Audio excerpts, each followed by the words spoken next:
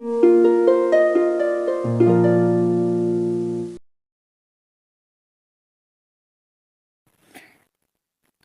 দুর্বলতাকে শক্তিতে পরিণত করার ক্ষমতা একমাত্র আল্লাহ তাআলাই রাখেন। তাই তার কাছেই প্রার্থনা করুন। নিশ্চয়ই আল্লাহ তাআলা নীরবে ডেকে যাওয়া বান্দাদের হতাশ করেন না।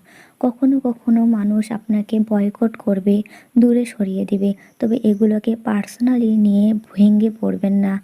কারণ আল্লাহ সুবহানাহু ওয়া তাআলা হয়তো ওদের দিক থেকে দূরে সরিয়ে তার নিজের দিকে আপনাকে ডাকছেন। কথা বলা যদি রূপা হয়, তবে নীরব থাকা হচ্ছে সোনা। যে বিষয়ে মনে খটকা লাগে সে বিষয়টা যতটা সম্ভব এড়িয়ে চলুন। এমন কারো সঙ্গী হন যে আপনাকে আল্লাহর কথা স্মরণ করে দেয়। যদি কেউ আপনার প্রভুর অনুগত পছন্দ না করে, তবে আপনাকেও তাকে পছন্দ করার যুক্তি নেই। যখন পৃথিবীর কেউ আপনাকে বুঝতে চেষ্টা করে না, তখন এতটুকু মনে রাখুন, আল্লাহ তাআলা আপনাকে বুঝেন। নিজেকে দুশ্চিন্তা মুক্ত রাখতে প্রতিটা বিষয়ে আল্লাহর উপর ভরসা করুন। কেননা আপনার জন্য কোনটি কল্যাণকর তা তিনিই ভালো জানেন। আপনি যদি চান আল্লাহ আপনার সবগুলো পছন্দনীয় কাজ গ্রহণ করুক, তাহলে আপনি আল্লাহর পছন্দনীয় কাজগুলো করতে থাকুন। দিন ও দুনিয়া একসাথে অর্জন করতে কুরআন ও সুন্নাহ ব্যতীত অন্য কোনো পথ নেই। যদিও মনে হবে দুনিয়া অপূর্ণই থেকে যাচ্ছে। মানুষের খারাপ দিক খোঁজা বন্ধ করুন। তাদের ভুলগুলো সহজভাবে গ্রহণ করুন। তাদের সাথে ধৈর্যশীল হন। পরিষ্কার একটি হৃদয়ের জন্য সংগ্রাম করুন। তাদের ভিতরের ভালোটা দেখুন। সর্বশক্তিমান কখনোই ওই ব্যক্তির ভুল প্রকাশ করবেন না যে মানুষ সম্পর্কে খারাপ কথা বলা থেকে বিরত থাকে। তাই অন্যের পাপ প্রকাশ করা বন্ধ করুন। আমাদের জীবনে বড় করা ভুল কখনো কখনো আমাদেরকে পরিবর্তন করে দিয়ে সবচেয়ে ভালো মানুষ হিসেবে গড়ে তোলে।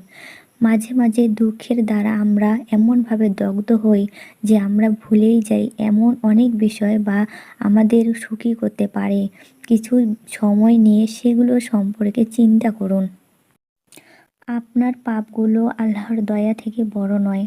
আপনি যদি আপনার মূল্য সঠিকভাবে বুঝতেন, তাহলে কখনো ইচ্ছাকৃতভাবে পাপকর্মে লিপ্ত হতেন না। সত্যিকারের বন্ধুরাই জান্নাতে একে অপরকে প্রতিবেশী হতে চায়।